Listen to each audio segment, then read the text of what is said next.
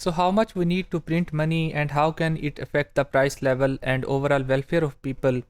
uh, there are different standards. पैसों को छापने के, करेंसी को बढ़ाने के डिफरेंट स्टैंडर्ड्स हैं. मैं मुख्तलिफ एग्जांपल्स के ज़रिए दुनिया की इसको ज़ाहिर करने की कोशिश करूँगा. हिस्ट्री में पहले ये होता था कि सोने के सिक्के होते थे, जिनको अशरफियाँ कहते थे. तो गोल्ड स्टैंडर्ड से मुराद ये है कि जो चीज़ आपके पास है उसके अंदर एक्चुअली उतना ही गोल्ड है जो उसके ऊपर लिखा हुआ है. तो ये काफ़ी अरसे तक पूरी दुनिया में यही निज़ाम राइज रहा. लेकिन इसकी वजह से एक मुश्किल ये थी कि कुछ ममालिक में तो गोल्ड था और कुछ ममालिक में गोल्ड नहीं था. तो कुछ ममालिक जिनमें गोल्ड नहीं है तो वो क्या करें? अगर वो गोल्ड नहीं है तो फिर बाहर से मंगवाना पड़ेगा. उसकी वजह से करेंसी की कमी हो जाती थी.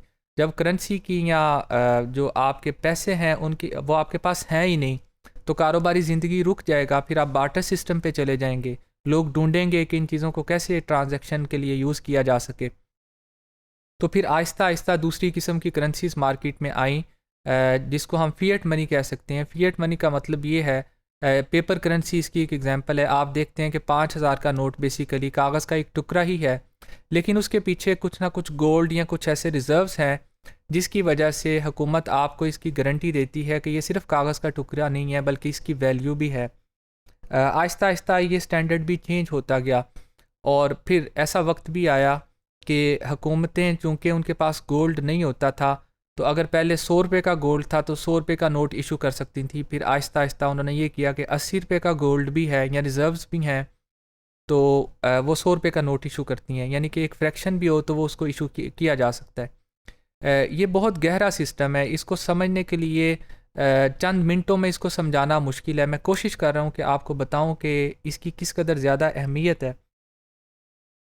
लेकिन मकसद पैसों के पीछे किसी भी रिज़र्व को रखने का ये होता है कि ये सिर्फ कागज़ के टुकड़े ना हों, बल्कि इसके पीछे कोई एक ऐसी चीज़ हो जो कि सारी दुनिया के लिए एक्सेप्टेबल हो. So gold is one of the commodity which is acceptable to any one, every one in the society.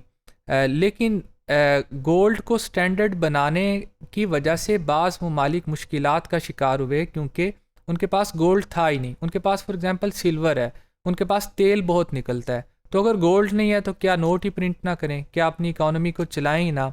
इसकी मुखालफत की जाती रही है हिस्ट्री के अंदर, क्योंकि इसकी मुखालफत वो लोग करते हैं जिनके पास दुनिया के बड़े बड़े गोल्ड के रिज़र्व्स हैं.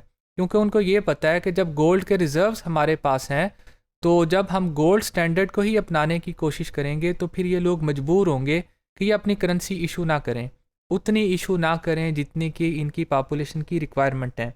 नोट्स को कैसे प्रिंट किया जा सकता है, इसके कितने असूल हैं, दुनिया में कुछ ममालिक कैसे प्रिंट करते हैं, ये हम फर्दर भी देखेंगे.